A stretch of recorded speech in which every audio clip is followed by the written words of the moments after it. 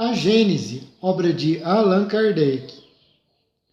Entre os despojos de vegetais e animais, alguns há que se nos mostram penetrados em todos os pontos de sua substância, sem que isso lhes altere a forma, de matérias silicosas ou calcárias que os transformaram em pedras, algumas das quais apresentam a dureza do mármore.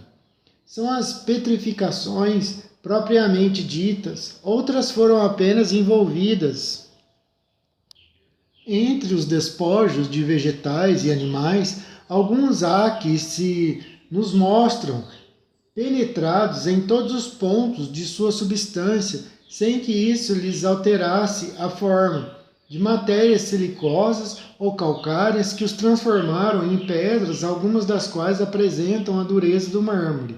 São as petrificações propriamente ditas, outros foram apenas envolvidos pela matéria no estado de flacidez, são encontrados intactos e alguns inteiros nas mais duras pedras, outros finalmente apenas deixaram marcas, mas de uma nitidez e uma delicadeza perfeitas. No interior de certas pedras encontram-se até marcas de passos e, pela forma do pé, dos dedos e das unhas, chegou-se a reconhecer a espécie animal a que pertenceram. Nota de Allan Kardec. Fóssil, do latim fossilia, fossilis, derivado de fossa e de fodere, cavar, escavar a terra, é uma palavra que em geologia se emprega designando corpos ou despojos de corpos orgânicos de seres que viveram anteriormente às épocas históricas. Por extensão, diz-se igualmente das substâncias minerais que revelam traços da presença de seres organizados, quais as marcas deixadas por vegetais ou animais. O termo petrificado se emprega relativamente aos corpos que se transformaram em pedra pela infiltração de matérias silicosas ou calcárias nos tecidos orgânicos. Todas as petrificações necessariamente são fósseis, mas nem todos os fósseis são petrificações. Nos objetos que se revestem de uma camada pedregosa, quando mergulhados em certas águas carregadas de substâncias calcárias, como as do regato de Saint-Alire, perto de Clermont, no Auvergne, França, não são petrificações propriamente ditas, porém simples incrustações. Os monumentos, inscrições e objetos produzidos por fabricação humana, esses pertencem à arqueologia. Sabemos que as primeiras formas de vida, bactérias e algas azuis verdeadas, surgiram há cerca de 3,500 milhões de anos. E há 570 milhões de anos, as plantas e os animais complexos começaram a se desenvolver. Os fósseis de animais absolutamente não contêm, isso é fácil de conceber-se, senão as partes sólidas e resistentes, isto é, as ossaturas, as escamas e os cornos. São, não raro, esqueletos completos. As mais das vezes, no entanto, são apenas partes destacadas que a procedência facilmente se reconhece. Examinando-se uma queixada, um dente, logo se vê se pertence a um animal herbívoro ou carnívoro. Como todas as partes do animal guardam necessária correlação, a forma da cabeça, de uma omoplata, de um osso da perna, de um pé, basta para determinar o porte, a forma geral, o gênero de vida do animal. Os animais terrestres têm uma organização que não permite sejam confundidos com os animais aquáticos, por exemplo. São extremamente numerosos os peixes, os moluscos, testáceos, fósseis. Só estes últimos formam, às vezes, bancos inteiros de grande espessura. Pela natureza deles, verifica-se sem dificuldade se são animais marinhos ou de água doce. Os seixos rolados, que em certos lugares formam rochas formidáveis, constituem inequívoco indício da origem deles. são arredondados como os calhaus de beira-mar, sinal certo do atrito que sofreram por efeito das águas. As regiões onde eles se encontram enterrados em massas consideráveis foram incontestavelmente ocupadas pelo oceano ou durante longo tempo por outras águas movediças ou violentamente agitadas. Além disso, os terrenos das diversas formações se caracterizam pela natureza mesma dos fósseis que encerram. As mais antigas contêm espécies, animais ou vegetais que desapareceram inteiramente da superfície do planeta. Também desapareceram algumas espécies mais recentes. Conservaram-se, porém, outras análogas, que apenas diferem daquelas pelo porte e por alguns matizes da forma. Outras, finalmente, cujos últimos representantes ainda vemos, tendem evidentemente a desaparecer em futuro mais ou menos próximo, tais como os elefantes, os rinocerontes, os hipopótamos e etc. Assim, à medida que as camadas terrestres se aproximam da nossa época, as espécies animais e vegetais também se aproximam das que hoje existem. Nota de Kardec. No ponto a que Georges Cuvier, 1769-1872, 1769-1832, zoólogo e paleontólogo francês, levou a ciência paleontológica, um só osso basta frequentemente para determinar o gênero, a espécie, a forma de um animal, seus hábitos e para o reconstruir todo inteiro. Reconstituir todo inteiro. As perturbações, os cataclismos que se produziram na Terra desde a sua origem lhe mudaram as condições de aptidão para entretenimento da vida e fizeram desaparecessem gerações inteiras de seres vivos. Interrogando-se a natureza das camadas geológicas, vem-se a saber, de modo mais positivo, se na época de sua formação a região onde elas se apresentam era ocupada pelo mar, pelos lagos ou por florestas e planícies povoadas de animais terrestres.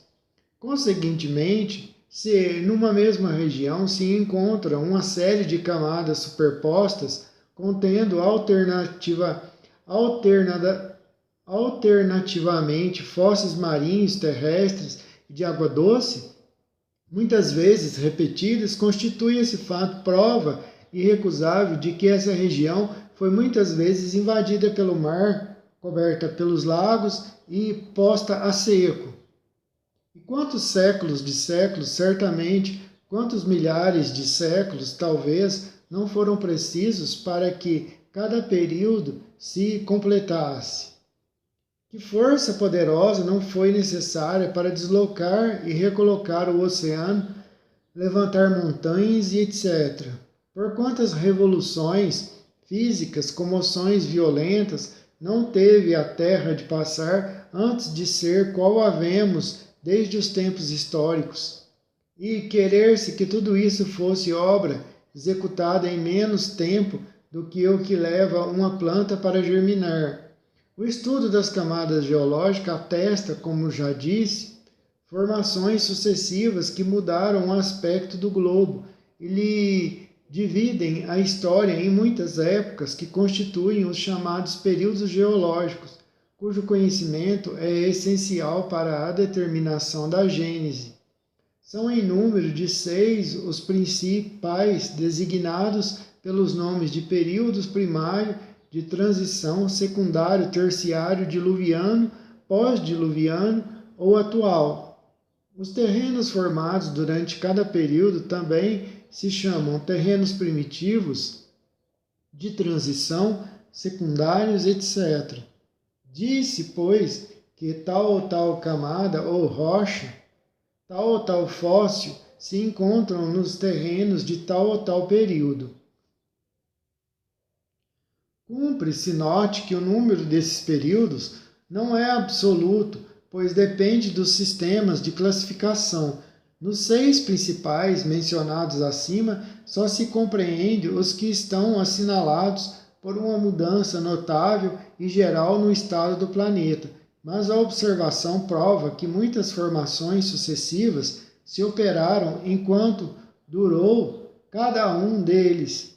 Por isso é que são divididos em 6 períodos caracterizados pela natureza dos terrenos e que elevam a 26 o número das formações gerais bem assinaladas, sem contar os que provêm de modificações devidas a causas puramente locais.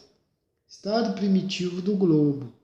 O achatamento dos polos e outros fatos concludentes são indícios certos de que o estado da Terra na sua origem deve ter sido o de fluidez ou de flacidez, estado esse oriundo de se achar a matéria ou liquefeita pela ação do fogo ou diluída pela água. Costuma-se dizer, proverbialmente, não há fumaça sem fogo. Rigorosamente verdadeira essa sentença constitui uma aplicação do princípio, não é efeito sem causa. Pela mesma razão, pode-se dizer, não há fogo sem um fogo, não há fogo sem um foco. Ora, pelos fatos que se passam sobre as nossas vistas, não é apenas fumaça o que se produz na Terra, mas fogo bastante real que há de ter um foco. Vindo esse foco do interior do planeta e não do alto, o foco lhe há de estar no interior, e como o fogo é permanente, o foco também o há de ser permanente. O calor, cujo aumento é progressivo à medida que se penetra no interior da Terra e que, a certa profundidade, chega a uma temperatura altíssima, as fontes térmicas, tanto mais quentes quanto mais profundas, lhes está a nascente. Os fogos e as massas de matéria fundida, esbraseada, que os vulcões vomitaram, como por vastos respiradouros ou pelas fendas que alguns tremores de terra abrem, não deixam dúvidas sobre a existência de um fogo interior.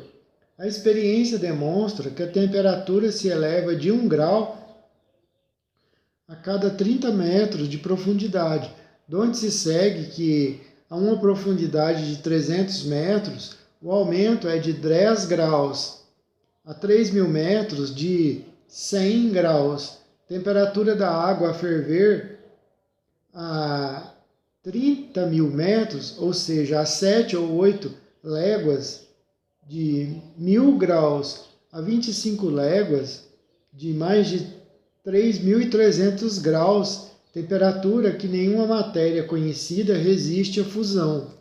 Daí ao centro ainda há um espaço de mais de 1.400 léguas, ou 2.800 léguas em diâmetro, espaço que seria ocupado por matérias fundidas. Nota de Kardec.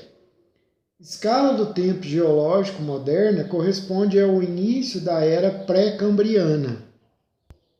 Conquanto não haja aí mais do que uma conjetura, julgando da causa pelo efeito, tem ela todos os caracteres da probabilidade e leva à conclusão de que a Terra ainda é uma massa incandescente, recoberta de uma crosta sólida da espessura de 25 léguas no máximo, o que é apenas a 120 a parte do diâmetro. Proporcionalmente seria muito menos do que a espessura da mais delgada casca de laranja. Aliás, é muito variável a espessura da crosta terrestre, porquanto as zonas, sobretudo nos terrenos vulcânicos, onde o calor e a flexibilidade do solo indicam que ela é pouco considerável. A elevada temperatura das águas termais constitui igualmente indício de proximidade do foco central. Assim sendo, evidente se torna que o primitivo estado de fluidez ou de flacidez da Terra há de ter tido como causa a ação do calor e não da água. Em sua origem, pois, a Terra era uma massa incandescente. Em virtude das irradiações do calórico, deu-se o que se dá com toda a matéria em fusão. ela esfriou pouco a pouco, principiando o resfriamento, como era natural, pela superfície, que então endureceu ao passo que o interior se conservou fluido. Pode-se assim comparar a Terra a um bloco de carvão ao sair ígneo da fornalha e que sua superfície se apaga e resfria ao contato do ar, mantendo-se-lhe o interior em estado de ignição, conforme se verifica quebrando-o. Na época em que o globo terrestre era uma massa incandescente, não continha nenhum átomo a mais nem a menos do que hoje. Apenas sobre a influência da alta temperatura, a maior parte das substâncias que a compõem e que vemos sobre a forma de líquidos ou de sólidos, de terras, de pedras, de metais e de cristais, se achavam em estado muito diferente, sofreram unicamente uma transformação. Em consequência do resfriamento, os elementos formaram novas combinações. O ar, enormemente dilatado, de certo, se estendia a uma distância imensa. Toda a água, forçosamente transformada em vapor, se encontrava misturada com o ar. Todas as matérias suscetíveis de se volatilizarem, tais como os metais, o enxofre, o carbono, se achavam em estado de gás. O da atmosfera nada tinha, portanto, de comparável ao que é hoje. A densidade de todos esses vapores lhe dava uma opacidade que nenhum raio de sol podia atravessar. Se nessa época um ser vivo pudesse existir na superfície do planeta, apenas seria iluminado pelos reverbérios sinistros da fornalha que lhe estava sobre os pés e da atmosfera esbraseada. Ele nem sequer suspeitaria da existência do Sol. Período primário. O primeiro efeito do resfriamento foi a solidificação da superfície exterior da massa em fusão e a formação aí de uma crosta resistente que, delgada a princípio, gradativamente se espessou. Essa crosta constitui a pedra chamada granito, de extrema dureza, assim denominada pelo seu aspecto granuloso. Nela se distinguem três substâncias principais: o feldspato, o quartzo ou cristal de rocha e a mica. Essa última tem brilho metálico, embora não seja um metal. A camada granítica foi, pois, a primeira que se formou no globo. É a que envolve por completo, constituindo, de certo modo, seu arcabouço ósseo. É o produto direto da consolidação da matéria fundida. Sobre ela e nas cavidades que apresenta sua superfície torturada foi que se depositaram sucessivamente as camadas dos outros terrenos posteriormente formados. O que a distingue destes últimos é a ausência de toda e qualquer estratificação. Quer dizer, ela forma uma massa compacta e uniforme em toda a sua espessura, que não é disposta em camadas.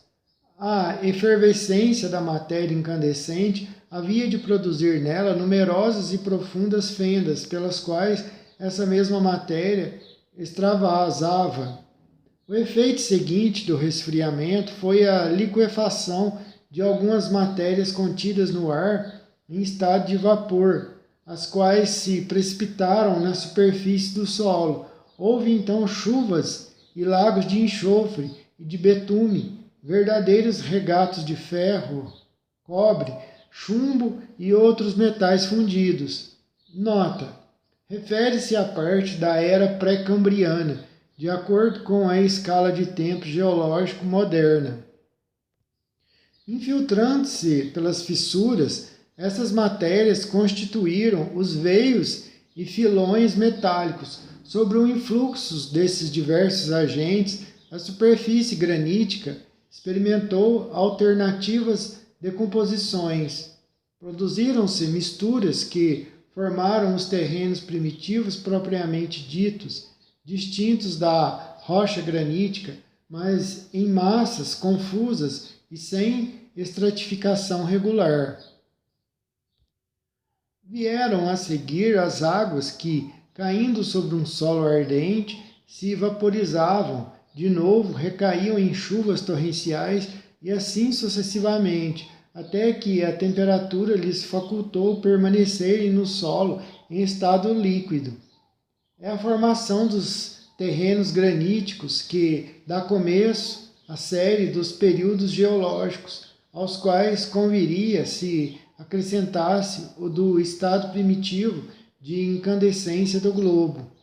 Tal aspecto do primeiro período, verdadeiro caos de todos os elementos confundidos à procura de estabilização, período em que nenhum ser vivo podia existir. Por isso mesmo, um de seus caracteres distintivos em geologia é a ausência de qualquer vestígio de vida vegetal ou animal.